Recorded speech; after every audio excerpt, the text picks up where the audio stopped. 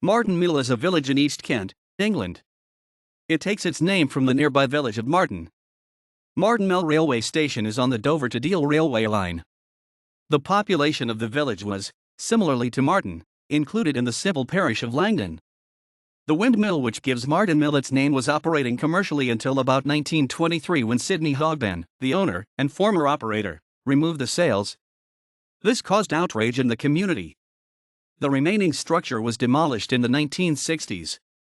The original Martin Mill Railway was constructed and operated by Pearson and Son in 1897 for the construction of the Admiralty Harbour. The line was laid to standard gauge from Martin Mill Station and needed very little earthworks until it reached the cliffs, where terraces with a gradient of about 1 in 25 were cut into the cliff face to form a switchback path down to the harbour. The line was in use until completion of the harbour and eventually dismantled in 1937 after the intention of using it as a passenger line failed.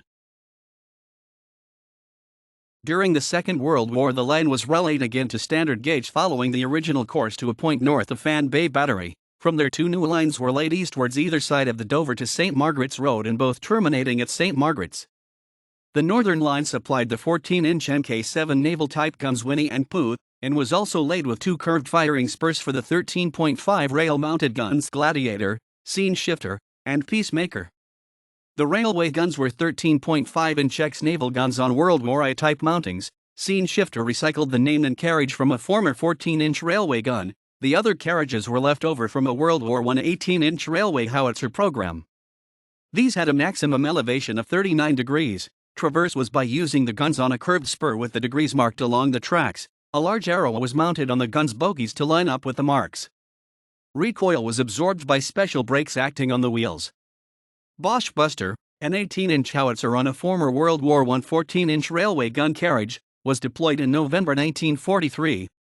Maintenance and barrel changing was carried out at the disused stone hull colliery sidings Langdon. The southernmost line had a curved firing spur close to Fan Bay. The linemen continued to Wanston Battery, where 2 spurs were laid in front of the guns Clem and Jane for barrel changing.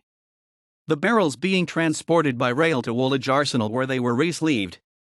There was also a short bypass loop north of the line. The line continued passing South Foreland Battery to the 13.5 hypervelocity gun Bruce, and would also have served St. Margaret's Battery. The line was entirely worked by diesel-electric shunting locomotives requisitioned from the LMS, London Midland Scottish, and SR, Southern Railway, 3 from the SR and 6 from the LMS. The smoke from a steam locomotive being visible above the cliffs would have given the guns positions away.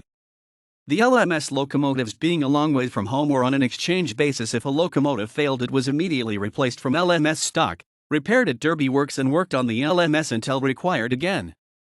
The SR locomotives, being on home turf, were quickly repaired at Ashford Works.